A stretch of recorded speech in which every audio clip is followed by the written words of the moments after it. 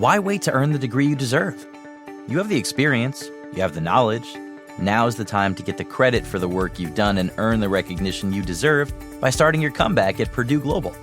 It's time to earn a degree you'll be proud of, a degree that employers will respect. It's never too late. Never too late to come back stronger and move forward in your career.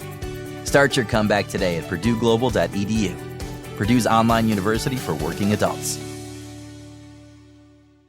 This episode is brought to you by Navy Federal Credit Union.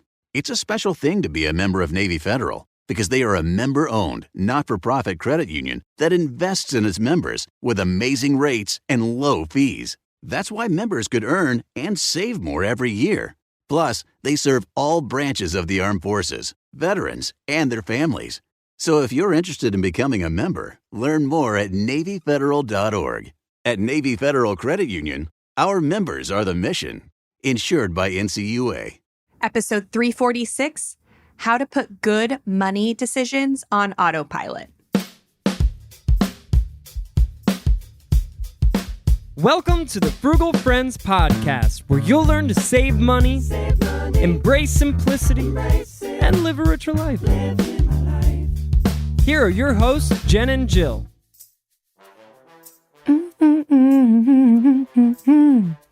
Welcome to the Frugal Friends podcast. My name is Jen. My name is Jill. And so many of the things that are quote unquote busting your budget actually come down to the spending decisions you are making, whether that is the small day-to-day stuff or the big things that you've decided to spend money on, your housing, your transportation, even your food. And so we think one of the keys to saving money and spending better is putting good money, good spending decisions on autopilot, or being efficient with how we make these spending decisions. And so that is what we are talking about in today's episode. It's another one with just your girls' thoughts, no articles, just what we got to say. Welcome. Using the brains. Welcome to another one. In our heads. This is one where we're going to use our own brains. Welcome. Not the brains of other people. It's what you're here for. We're 5.5 years in and we're going to do what we want. It's all about efficiency, simplifying. If you've been listening to the show for a long time, you don't want us to use our own brains. You like it when we don't use our brains. But if you're new here, maybe you'll like this.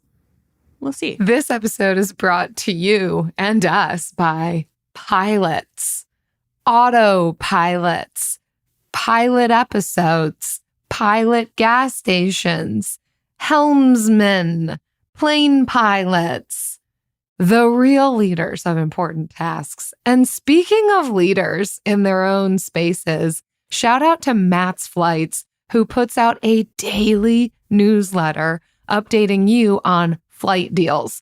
Those are the kinds of daily updates I want, just personally. So if you want to be on a plane that's piloted by a real pilot for a reasonable amount of money, check out mattsflights.com. They did not pay us to say that. Matt is just a really nice guy with a really great service that we wanted to tell you about. So mattsflights.com. Yeah. Pilot gas stations did pay us, though. Pilot gas stations are like, yeah, you do need to know about Matt's Flights. That's false. Yeah, that's also false. That's I like to also lie, false, but yeah. I won't lie when I'm using my brain. Don't worry. When we get into the real episode, it'll be nothing but truth. Oh, wow. All right. Well, if you like these episodes where we're talking about the things that we are going to be writing about in our upcoming book, I believe spring 2025. We'll see. No, we won't see. It will be early 2025. It will contractually obligated date TBD, but to we are. Yeah. I should not say that so nonchalantly. It is actually happening.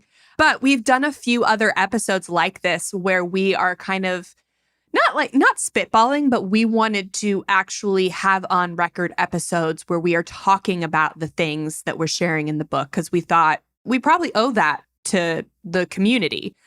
So episode 342, the importance of honoring your season. That was the last one we did.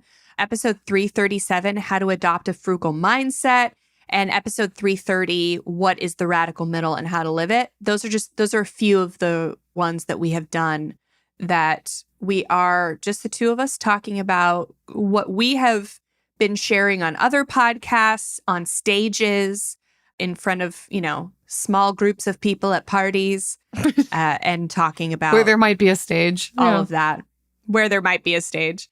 So yeah, let's get into talking about this topic on efficiency. So far, in addition to those episodes, the actual principles that we have covered on different episodes, or what values-based spending is, what the radical middle is, the importance of curiosity in finding your values and refining your spending, the importance of recognizing your season, and then how to prioritize values and financial goals when your income is limited. And efficiency is the next of those principles that help you live out and carry out this idea of values-based spending. Because while it can be great to talk about, and it's a great concept, where the rubber really meets the road is in how do we actually make decisions to spend money in alignment with our values. I think the important thing to highlight too about all these episodes that we've done that are a little bit more of our original thought, as much as it can be considered original, is that these principles we're highlighting that are integral and foundational to a frugal mindset just build upon one another. They're not necessarily steps or a linear pathway that you have to go in order, but they all do intertwine really beautifully. So this is when we're choosing to talk about it, but we can implement efficiency at any stage. We love talking about the heavy hitters when it comes to our finances. And so when we talk about efficiency, this particular topic, this particular principle, what we are recognizing is that the definition of efficiency is producing desired results without wasting materials, time, or energy. I love this definition. I mean, thank you, Merriam-Webster. But I think that it's a helpful caveat to say that it's getting a desired result without wasting those items, but that doesn't mean that you're not utilizing those items. So getting a desired result with materials, time, and energy, but not the waste of them. And I think so often it does take refining for us to recognize what is the most efficient way of doing things. There can often be multiple pathways. One might not be better than another, but there could be a more efficient pathway, especially when it comes to the decisions we're making around our finances. And so the ways in which that this kind of connects to values-based spending is that we want to be able to conserve our mental resources so that we're not bogged down by decision fatigue day in, day out, moment to moment, when we could just be making one or two spending decisions quarterly that actually make a massive difference in our finances rather than the daily decision of smaller purchases. Those do matter, but when it comes to efficiency, we're going to talk about the heavy hitters. Mm-hmm. And you've heard us talk about it before, and you'll hear it again throughout this episode, that sheer willpower, which is what we're usually told is supposed to keep us going, or external motivation that enhances our willpower, those are not enough. We need to focus on the actions that we can do, and that is what we think is most efficient. Efficiency is not productivity. Productivity is so hot right now, but productivity seeks to add more to pack in, while efficiency seeks to complete tasks faster with more ease. And you can have both, but we talk about values and prioritization first, not independently or as a step, but first, so that you are aware of those and you know you're not packing in what doesn't need to be there. And so again, we'll just reiterate what Jill said, is that these different principles, they're not steps. They can work independently of each other, but having an understanding of all of them will help you do the others better.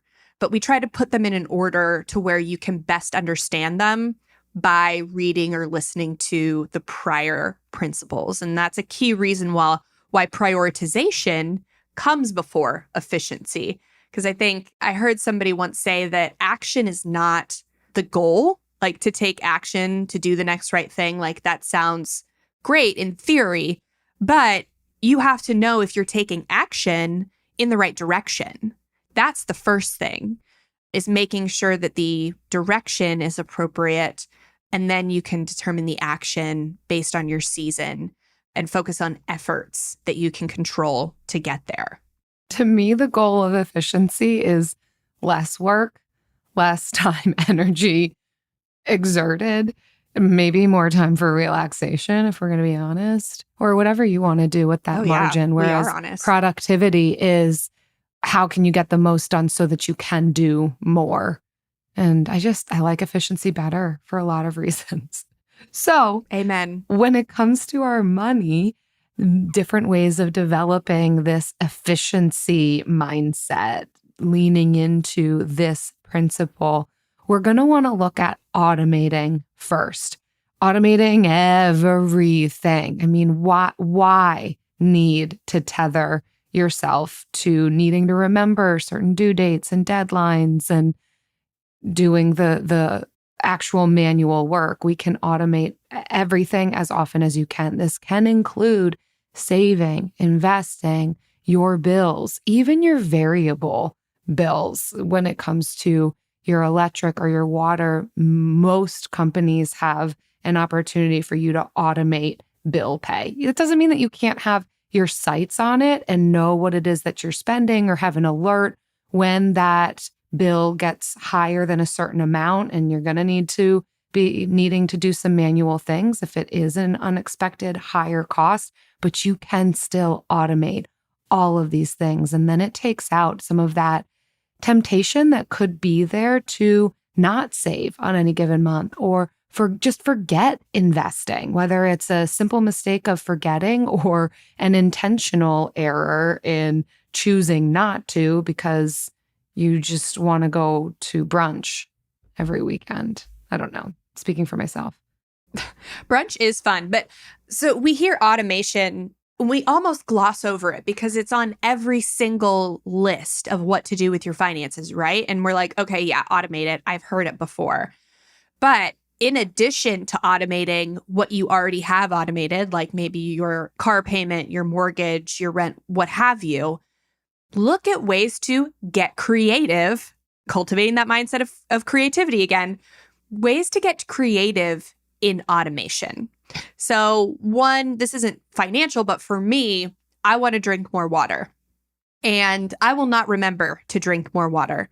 So I have alarms on my phone set to go off every 3 hours that remind me when I need to finish the water that's in my bottle. And that is true. That's not a lie. Yes. I also have an app that kind of nudges me to drink water every couple hours. And you can choose to ignore those nudges, but this is a creative way that I have automated. And it's, yes, it's a little stretch of the word automate, but it is a reminder that I have automated for me to drink water to reach a goal that I want to reach. The goal is to drink more water, but it's an arbitrary goal. The actions are what I am looking at. So I'm going to drink water whenever the alarm goes off. That's real action. That's something I can measure and really train myself to do. So we want to combine this habit, this mentality of creativity and think of, okay, what are ways that I can automate things that are outside of the box? And you will know what that looks like in your own life once you start to look at your recurring tasks, look at your schedule and all this. And we'll talk more about schedules later, but in future episodes or chapters, depending on where you're at. So yeah, that's where we want to get this automation in. Yes, the tried and true, the stuff that can be automated easily, yes, but also getting creative in things you didn't maybe think you could automate, but there are ways to do it. Yeah, that's where our routines and habits are going to come into place. The routine being a regularly established rhythm that you have a part of your daily, weekly, monthly, maybe even quarterly or annual rhythms. That would be what we're talking about when it comes to routine. And there's a lot of things that we can make almost on autopilot because we formed habits around our rhythms, and they almost feel as though they're becoming a bit involuntary because we've so trained ourselves that this is how we respond to this requirement, task, thing that has to be done in a way that is going to be actually most beneficial to me. So those routines can create habits. Not every routine's going to become a habit, but like you're saying, Jen, we can be creative in what that looks like. So as a concept, whenever we can't just absolutely automate our savings, there are other ways when we can look at rhythms, routines, habits to create just a beautiful blend of we're not expending or wasting time, energy, attention on this.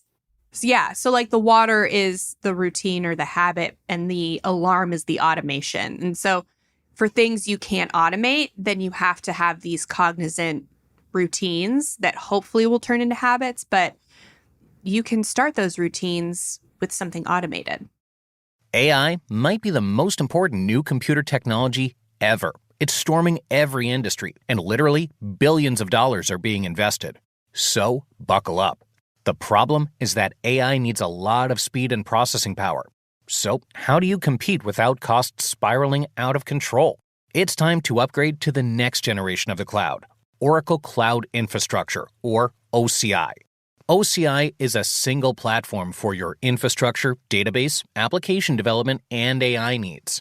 OCI has 4 to 8 times the bandwidth of other clouds, offers one consistent price instead of variable regional pricing. And of course, nobody does data better than Oracle. So now you can train your AI models at twice the speed and less than half the cost of other clouds.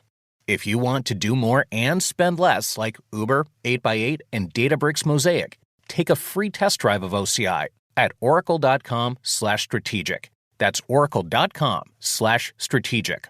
oracle.com/strategic. We know New Year's resolutions often don't stick. In fact, on average, they last around 30 days. So if saving money is on your 2024 resolution list, here's a foolproof way to stick to yours. Switch your phone provider to Mint Mobile. For a limited time, wireless plans from Mint Mobile are $15 a month when you purchase a 3-month plan. That's unlimited talk, text, and data for $15 a month. For those of you paying close to $40 a month for just one phone line, this means a savings of $300 over the course of the year. We especially like Mint because all plans come with unlimited talk and text and high-speed data delivered on the nation's largest 5G network. To get this new customer offer and your new 3-month unlimited wireless plan for just $15 a month, go to mintmobile.com/frugal. That's mintmobile.com/frugal. Cut your wireless bill to $15 a month at mintmobile.com/frugal. Additional taxes, fees, and restrictions apply. See Mint Mobile for details.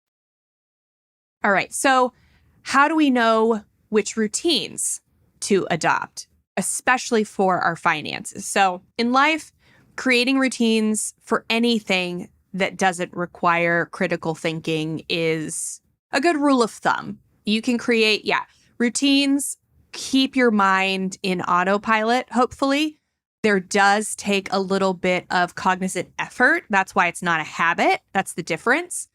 So, but you're not going to need to be fully mentally there to do it. So, for a child, brushing your teeth is a routine. We have a bedtime routine. As an adult, brushing my teeth in the morning is very mindless. But the actual morning routine I have is not mindless. I actually do put thought into it, but that's me. My husband does not put any thought into his morning routine. He could, I think, sleep through it, and I think he actually does sleep through it. So what a routine and habit looks like is going to also be different for everyone. But when it comes to spending, we want to look at routines first before we think about habits. We want to create them for things that don't really require nuanced thinking, but will require some forethought. So this could look like logging your transactions at the end of the day, budgeting or creating a spending plan at the end of every month. That's a routine. You're not going to just by habit make a budget. Meal planning and prepping. You're going to think about these things, but you can create routines around them. And really, you can use the rule of like the 80-20 rule. So it's also known as the Pareto principle. It's a tool for prioritization, and it helps you identify the things that are going to be most beneficial. And I think we talked about this in the prioritization episode, but essentially 80% of the output results from 20% of the input. And that's the Pareto principle. And so you're looking at routines that can give you, quote unquote, the biggest bang for the buck. I think that's the term. Scientifically speaking. So yeah, meal planning and prepping, I think hands down, we can agree that that's one of those 20% routines that get you 80% results. Budgeting, again, yes, logging transactions. I would say to customize it for you, I would say follow the big three rule. The big three in your spending are housing, transportation, and food. So when you are looking to create routines, focus on those first. Anything that can lower your housing costs, lower your transportation costs, or lower your food costs. Those are the biggest part of the budget for most people. And if you can just start with your routines around 1, 2, 3 of those, then you're going to be creating routines that lead to habits that will get you the biggest bang for the quote unquote theoretical buck. And routines, you most likely already have some established rhythms and routines. I think with this first step that you're describing, Jen, it can include a refining of that. What's working, what's not working in the midst of that routine. Figure out what's going to be the best course of action that has gone through the prioritization filter, as well as the efficiency filter, as well as the values-based filters.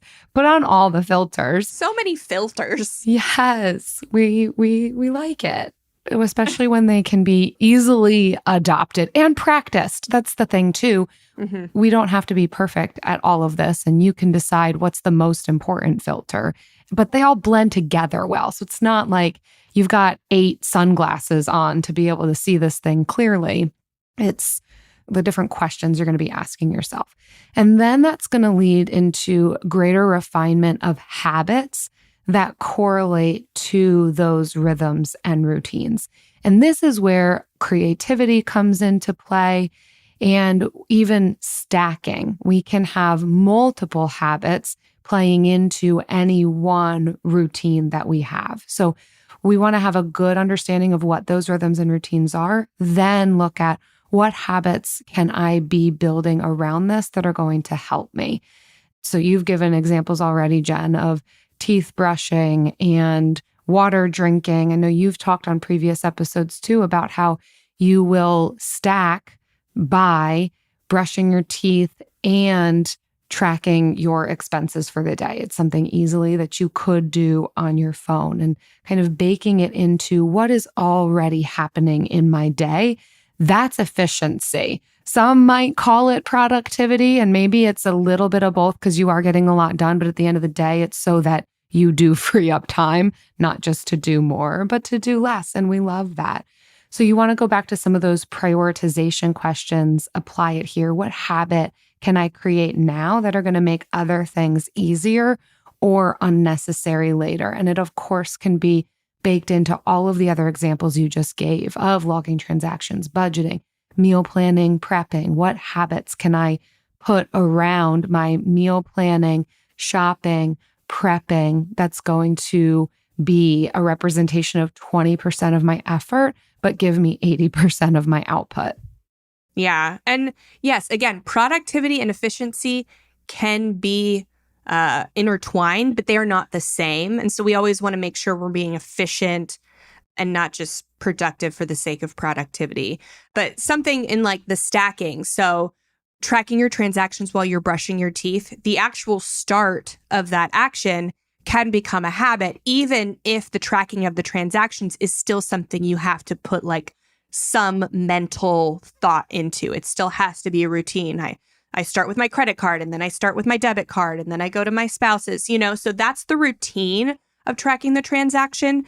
But the actual taking out the phone, sitting down at the computer, sitting down at the graph paper with the pencil, that can be habitualized. So I know sometimes it's difficult to decipher the difference between the habit stacking and the routines and stuff, but the actual practice of tracking a transaction or making a budget would be a routine. For the spending plan, we start with what's our income, we go to our foundational expenses, we go to our financial goals.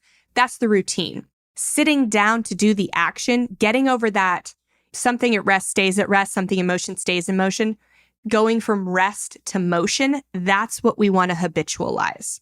So that's the goal, is to create habits that put your spending decisions on autopilot. So how do we do this in the real world? What should these habits look like in the real world with our spending?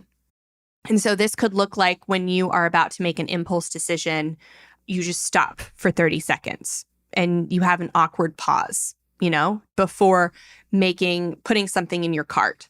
Or anytime you put something in your cart, you ask a question and be like, what is this going to do for me? Or how is this going to grow me? Or, something like that. We haven't come up with the questions yet. We're still workshopping them, but we'd love to hear your ideas, what questions you ask yourself. Maybe they'll make it into the book. But taking the pause, that is the habit. And hopefully the question is also the habit.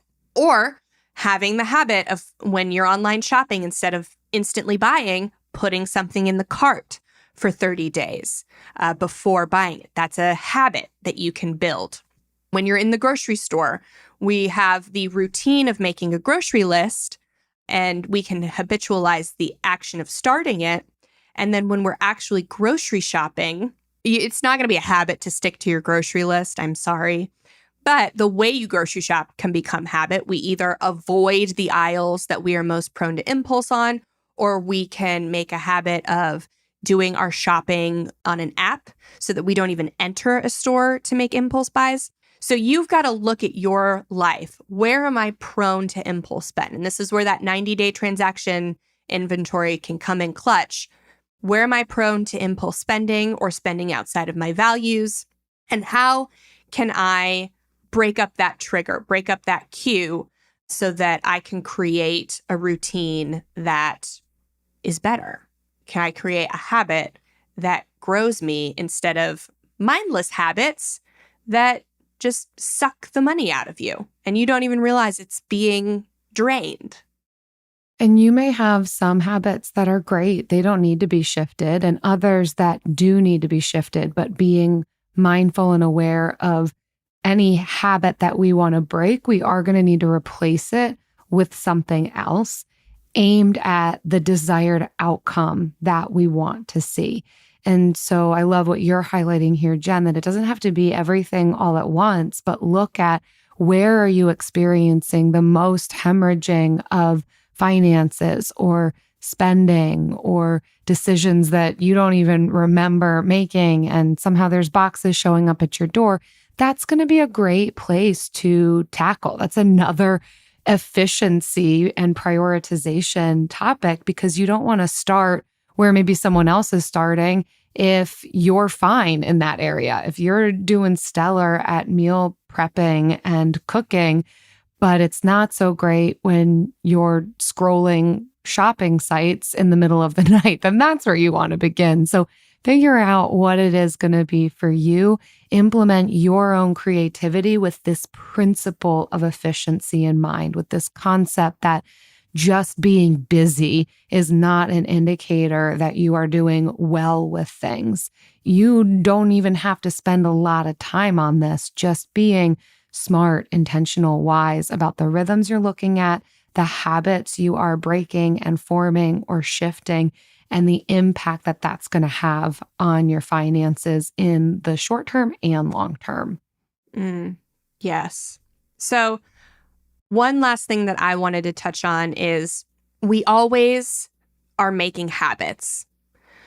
You can choose to make intentional habits that lead you in a direction that you want to go, or you can live by habits that are made of circumstance or season or energy level. And you can let those habits guide you to wherever they're going to take you. Either way, your brain is making habits.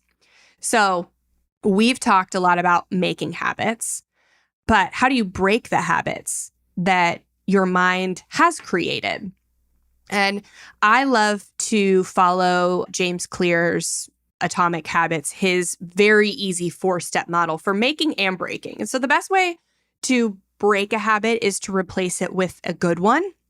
But you can get a little bit more granular on that. He's got 4 laws for behavior change. So for making a habit, and that's make it obvious, make it attractive, make it easy, make it satisfying. But honestly, you could just like simplify that to make it obvious and attractive, because the easy thing is going to be attractive and obvious, and it's satisfying. Like if it's attractive, it's going to be satisfying. So just think about the first 2. And so you can inverse those to break a habit. And so the first one is you want to hide it. So whereas if you wanted to build a new habit, you make it obvious. If you want to break a bad habit, you make the cue or trigger hidden. So if your habit is going through the drive-thru at Starbucks, then you find another route to wherever you're going so that you don't pass by it. If that's not a feasible option, then you take the Starbucks app off your phone. You make it very hidden as you can, and then make it unattractive instead of attractive. So you can either, and this is where we toe a line of like, so for a Starbucks drink, you can maybe do research in how much sugar or calories are in your particular drink, or how much money you're spending in a year. Some of that can be like shame-based unattractiveness. So I would kind of gear towards, I never like to gear towards like negative, though like in everything, you do need to be aware of the negative and positive of your choices, but I don't like to focus on the negative. I like to focus on the positive. So something else that's attractive that is going to make this bad habit less attractive. So again, prioritizing. I love coffee, but if I'm getting takeout coffee every day, I'm not going to be able to save as much money for the all-inclusive resort I want to go to. So which one's more attractive? But the all-inclusive resort thing is a little far in the future. I might say I want to go to a nice restaurant this Saturday. I have it planned. I have it in the budget. But if I am buying all the Starbucks all week long and I'm spending my $25 there, then I can't get the appetizer that I want at the restaurant I'm going to on Saturday. You toe the line. You kind of have to, you can't think too far ahead. You kind of got to look at the near future on these ones. But yeah, breaking a habit, hide it and make it less attractive. And then take the opposite to build a habit, make the cue obvious, i.e. automate the cue, and then make it attractive. So, and all of this is just an example. We would still encourage you to start with the big 3: food, housing, transportation, the food that's most expensive, your particular spending decisions that are really causing some unnecessary strain on your finances. That's where you're going to want to be looking. Because again, that's the efficiency thing. If it is coffee, great. That's an example. But more often than not, it's probably going to be bigger decisions that you're making, whether they're regular or not so often. That's where we're going to want to give our first focus. And then we can get into some of these smaller line items. And that's efficiency. But I get that it can be easier to start with the smaller things because they're more obvious. And so if you don't know all the ways to start in the big 3, just like with anything, you want to start with things that are easy, but you don't want to stay there. So looking at your transaction history and you see a lot of coffee, start with that. That's going to be the lowest barrier to entry. But you can't stay focused on these $6 decisions. Once you've refined a few of them, then you have to jump to the big three. And coffee still is technically a food item, so it is still under food, but you want to jump to housing and transportation. But you definitely make food decisions more frequently than housing and transportation. But so be aware you can start with the food, but you want to make those money-saving housing and transportation decisions as quickly, as early as you can, as you feel comfortable. And you know what I'm always comfortable with? It's part of my big three, but it doesn't cost me very much at all. It is the big one, if I'm going to be honest. It's the big one. The bill of the week.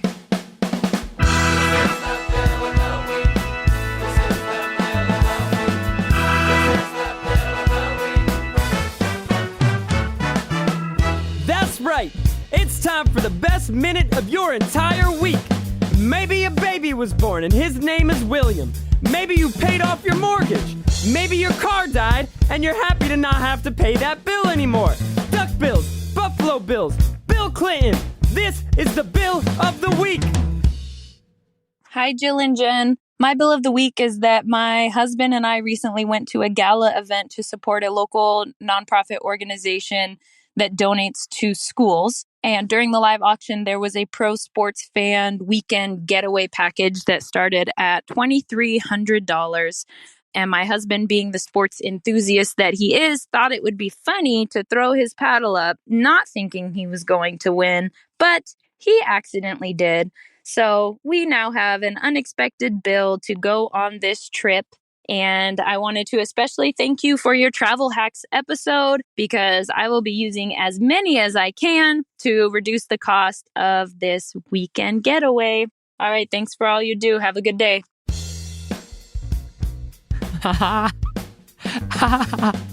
Oh, this is the first time we've heard this one. Oh, girl. I hope we're laughing with you. I do hope that that's what's actually happening here. This is a wild one. But you know what? Yeah. Here, we're going to look at the bright side with you. One, it sounds like you've been listening long enough and taking enough ownership of your finances that this isn't going to break you. Secondly, you can rest easy knowing that this is not just getting you a weekend away, but it is practicing generosity. That money is going to this nonprofit. So fantastic. Well done. But a sports getaway package, I'm probably going to need a follow-up. And you can do that if you happen to meet anyone named Bill. I guarantee you will. Like 100% at a sports getaway. There's going to be you're for sure going to meet someone named Bill. A handful of Bills. But I'm going to need to know what this means. And yeah, feel free to tune into the Travel Hacks episode. I am envisioning men in a spa in like jerseys and football helmets. Like that is a sports getaway in my head. They're at the spa with their helmets on. They're at the spa, yes, or riding horseback with the jersey and the helmet. And I don't know why the fans have the helmets. It doesn't make sense. I don't watch sports. But hopefully the money you have bid is going to cover your travel expenses. I don't know. We need more. We need so much more information. So here's one extra hack. If you or your spouse has a business, pay for the donation from that business. And then now that is also a tax write-off. Or if you itemize your deductions, you can pay it personally. But that could lower your taxation, saving you a little bit more. But yeah, I'm going to need to know what a sport getaway is like. Because Lord knows I will never be on one. We will never find myself on a sports getaway. This reminds me of an episode of Bluey that I was watching last night, where the dad thinks it's funny to like, he's acting like a claw machine for his kids to like get stuffed animals out of. And he puts a little block in there that says unlimited ice cream after dinner. And he's thinking he's going to just hold on to this one with his other hand and the kids won't be able to like get it because, right, he's the claw. And his daughters pummel him like tickling and get the unlimited ice cream from him. And then he is thus forced to give his children unlimited ice cream after dinner because they hold the cube and it says the holder of the cube gets unlimited ice cream with no caveats. And mom at the end is like, what did we learn from this experience? And I can see you in this gala saying, what did we learn from this experience? That was the exact where my mind went. And so I hope that you will share a follow-up with us. I think this is probably the longest response we've ever given to a Bill of the Week. We're so in. We're so invested. This is going to be like a podcast spinoff of what happens at sports getaways that are the result of bidding at nonprofit gala fundraisers. This is just, it's so wild. And we're so glad you called in because this is what reminds us that we have such good friends in this community. And please do call again. Yeah. If you all listening happen to find yourself at a sports getaway and you also can answer what happens there, or you are a person named Bill, you know how this goes. frugalfriendspodcast.com/Bill. Leave us your bill. Clearly, it's what we live for. We all agree that reducing carbon emissions is a good thing. And once again, Toyota is leading the way. Yeah, we hear a lot about fully electric vehicles, and Toyota, they got them with more on the way, I'm telling you. We also know a BEV is not for everyone, whether it's because of cost, range, or if you're like Ray and you're going to start freaking out, oh no, I can't find a charging station when that battery gets real low. Yeah, plus the raw materials used to manufacture batteries are limited. Enter Beyond Zero. So Toyota's vision for a carbon neutral future in vehicles and in manufacturing plants too. In the years ahead, trust me, it's happening, baby. The materials used to make just one long-range battery for an EV could be used to make batteries for 6 plug-in hybrids or 90 gas-electric hybrids. That's why Toyota's position today is electrified, diversified, empowering you to choose how to reduce your own carbon footprint with the vehicle that's right for you, a hybrid, plug-in hybrid, or battery EV. So shop, learn more, or get details at toyota.com/beyond zero. Toyota, let's go places. Vroom, vroom. It's never too late. Never too late to earn a degree. Never too late for a comeback. Between your busy career and taking care of a family, it can feel like there's never a good time to go back to school. But your time is now. Time to start your comeback with Purdue Global. As Purdue's online university for working adults, Purdue Global is dedicated to supporting adults like you who know it's time to earn the recognition you deserve. You have the experience, you have the knowledge, it's time to get credit for the work you've done. You can balance work, family, and everything in between while earning your degree. It's time to move forward in your career, for your family and for yourself, with a degree you're proud of, a degree that employers will recognize and respect. You're worth this investment in yourself to earn a degree you deserve. It's never too late. Never too late to go back to school and come back stronger with an education you can trust. Now is the time for your comeback. Start yours today at purdueglobal.edu. And now it's time for the lightning round. You can catch the follow-up to that Bill of the Week on our sports podcast, Helmet Honeys.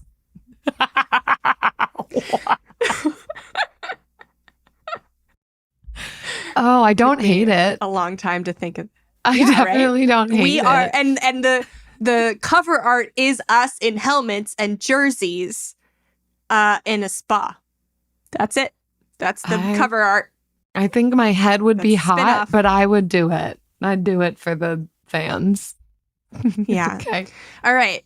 For the lightning round, what's one habit you can't leave out of your daily routine no matter what? I will go first because I actually tried to leave this habit out of my daily routine and found that I could not because of the place that I am at in my life, the season that I am honoring, and it is coffee. I tried to take it completely out. That's not happening. I haven't slept a full night in over 6 months. And probably longer because our 4-year-old also wakes up every night. He just doesn't require me to get up with him. So that's it. I have never been a person who needed coffee. I always just enjoyed it. Like I could, do a 30-day coffee fast, no problem. And I can't right now. Maybe that will change when the house isn't always reeling from being sick. The cold lasts 3 days, and the fallout of the cold lasts 3 weeks for all the family to get through it. And that's what we've been just going through for the past several months. So that's real. So you'll drink coffee now as an actual energy boost, like to wake you up, not just for the fun of it? Correct. Yes. As soon as I drop off Atlas at daycare, I'll either go to the gym, come home, shower, make a cup of coffee, or come home and make a cup of coffee. Before I start doing work that requires cognitive function, I need it. I thought it was just a habit, and I thought I could just, try without it. And I quickly learned that it is now a habit I can't leave out of my daily routine. Yeah, for now. So for now. I get it. Maybe it'll. I get it. Yeah. No matter what. Maybe it'll go back. Jill? Yep. Y'all can guess it if you've been listening for a while. Chewing gum, drinking water, wiping my counters. I do those things daily. Oh, I didn't know the counter thing. Yeah. I'm realizing it about myself. I probably wipe my counters in my kitchen approximately 5 to 8 times a day. It's a lot. Are you sure that's not it's like a coping mechanism? However you want to define it, it's something that happens daily that I don't think you could get me to leave out, no matter what. The thing is bugs anywhere are a possibility, but especially in Florida, you just can't. We got sugar ants right now, and it's not because they're finding anything, because Lord knows there's nothing to be found here in this very sterile environment. So there's partially that reason. Like I don't want there to be any degree of food for animals to think, oh, there's something, we found it. Come on, guys, let's invade. Right now, I think we just have stragglers because they found themselves here and they're like, I don't know why I'm here. I'm wandering in the desert. There's no food. Yeah, report back. Report back. Wow. But yeah, after I prep any food, I wipe the counters, and sometimes during food prep. Your counters are stark white. Like there's no graining, there's no marbling, there's no breakup. Like your counters are just white. Yeah, which I wanted. I didn't want a countertop that was going to hide the dirt because I don't like that. I want to be able to see it. But there is the consequence to being able to see it. Then you don't want to hide anything to doing something about it. And hey, I guess that's forcing myself. Like, what cue can I implement where there is no other option? And my cue is I see the dirt. I didn't hide it. So yes, good. Well, thank you for listening. We hope that you've learned something about habits, routines, efficiency, and that you are inspired to first subscribe to the podcast. Second, sign up for the friend letter at frugalfriendspodcast.com. And you will be notified when we start pre-sales for our book, which will happen sometime in 2024. Date TBD. And third, was that third or fourth? Whatever step you're on, we love reading your kind reviews on whatever platform you're listening to us on. We especially loved this one from Etav91 titled Windfall Throwback. They say, hi, Jen and Jill. Before I get into my mini experience with a windfall, I want to start by sharing how incredibly important what you ladies are doing is for your ever-growing community. I love listening to both of your soothing voices, but I also love the wonderful advice you give in a variety of ways. You speak to me in a way that makes me feel like I'm the third friend you're talking to. So thank you for your vulnerability, your honest suggestions, and kindness. My windfall, when I was 8 years old, my very frugal mom was seriously saving to take me on a dance trip to Europe. We did fundraising. I saved my allowance. Family members chipped in. And one afternoon, my grandmother and I were walking downtown and I found a wad. Yes, way more than 2 crumpled up fives. And not a cell phone to be found. It was a tough year for my family with the loss of my grandfather. And that money allowed for some extra fun when we landed. Anyway, thanks for everything you do. Can't wait to tune in to more episodes. Yes. So next step, leave a lovely review like a Tav91 did, and we will read it on the show and say, thank you. I loved that story. If you leave a story in your review. Thanks for that kind review. Yes. Yeah. And thanks for listening. We'll see you next time. Frugal Friends is produced by Eric Sirianni.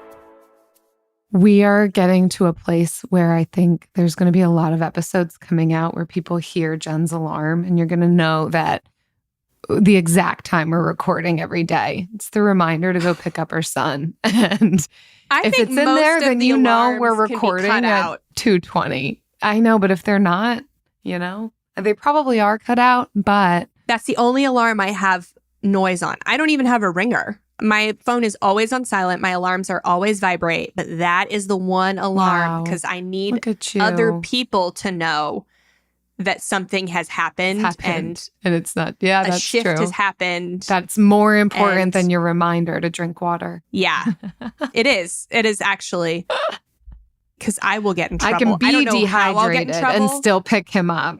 Right. I don't know how I'm going to get in trouble, but they have drilled it into me that I will be punished if I don't pick up my child on time. Wow. And I will deserve it, Aren't you a little curious to find out? Nope, not me. What happens? Not me. I love breaking rules, but I'm not about to break this one. I respect that. So it's because I love them and I want them to love me.